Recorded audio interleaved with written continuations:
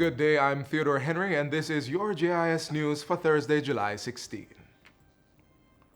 Government is setting up a special $40 million support package for creative and athletic practitioners who have been adversely affected by the COVID-19 pandemic. Minister of Culture, Gender, Entertainment and Sport, Olivia Grange, made the announcement during her contribution to the 2020-2021 sectoral debate in Parliament on Tuesday. The $40 million is in addition to the amounts that will be paid to creative practitioners under the CARE program directly from the Ministry of Finance. She says those who have or will receive funding under the CARE program will not be eligible for assistance under this special support package. In the meantime, Minister Grange says her ministry has been in discussion with the relevant stakeholders for a phased reopening of entertainment and athletic activities. So far, protocols have been approved for national athletes to resume training at Independence Park and the National Aquatic Center, for horse racing at Caymanas Park, and golf at the Half Moon and Constant Spring Golf Clubs. Protocols have also been announced to permit the reopening of cinemas, theaters, and playhouses as of July 5, and the temporary resumption of small outdoor concerts, parties, round robins, launches, religious celebrations, and festivals starting July 21.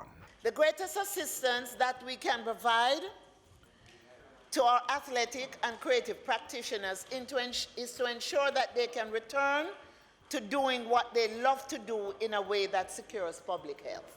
It is estimated that since COVID-19, as much as $26 billion has been lost and more than 40,000 creative and sports-related jobs have been affected.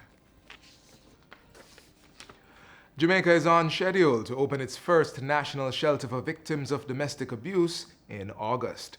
That was also revealed during Minister Olivia Grange's sectoral presentation on Tuesday. She says work has also resumed on 2 of the 3 shelters that the government is planning to open across the island. That the Minister of Finance found the money and gave it to us in the budget to acquire 2 properties. So, 1 property will be operationalized in August. Another property, I've just taken possession of it. The keys here, Mr. Speaker.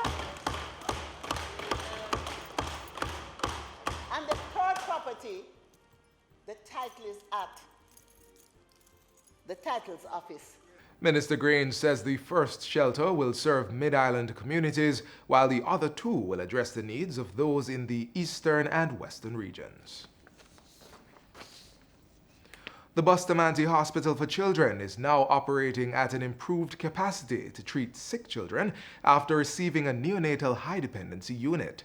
The facility, which comes equipped with 10 specialized bed spaces and 2 isolation rooms, was officially opened on Tuesday. Constructed at a cost of €22 million, it's the final of 4 such units that have been established under the Program for the Reduction of Maternal and Child Mortality, PROMAC, which is funded by the European Union. It is giving mother and child care in our country a significant boost.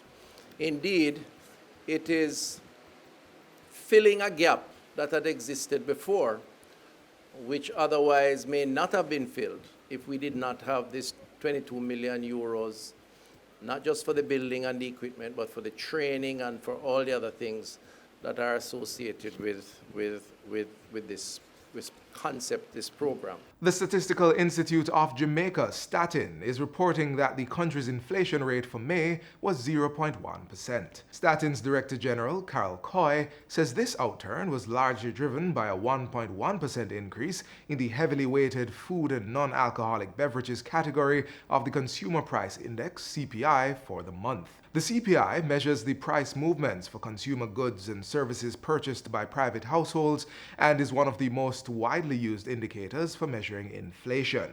Ms. Coy says higher prices for certain agricultural produce resulted in the index for vegetables, tubers, plantains, cooking bananas, and pulses increasing by 2.3%. Additionally, a 1.5% increase was recorded for housing, water and electricity, gas and other fuels impacted by high electricity rates for the month. She says increases were also recorded in a number of other categories, but the overall rate of inflation was moderated by decreases in the consumer price indices for the education and transport divisions. The index for education fell by 22.1%, primarily influenced by a decrease in private tuition fees for the summer term. The index for the transport division decreased by 0.3% due to lower prices for petrol during the month. Statin's Director General was addressing the agency's quarterly digital media briefing on Wednesday. A new CPI series was introduced for April 2020 Consumer Expenditure Bulletin. It was revised to identify new commodities that have entered or left the market, account for quality changes in products, and capture changes in consumer expenditure patterns for goods and services. Government is to establish 2 additional emergency shelters in the communities of Windsor Castle and Mount Horeb in eastern Portland to protect vulnerable persons during disasters. Minister of Local Government and Community Development, Desmond McKenzie, says increased focus is now being placed on setting up isolation areas at the shelters for the aged and other persons due to the COVID-19 pandemic. He adds that containers will be retrofitted for the storage of food items at the shelters to ensure residents can access needed supplies even if the area gets cut off during a disaster. And finally, the Ministry of Health and Wellness is paying tribute to the participants under its Health Corps volunteer project. The project, which began on April 6, is aimed at supporting the ministry's Emergency Operations Center's response to COVID-19. The volunteers were given tokens of appreciation during the recent presentation ceremony. You could have stayed home like everybody else, not true? You could have decided that, boy, it would be better for me to stay in my yard and keep myself safe. But you decided to do otherwise.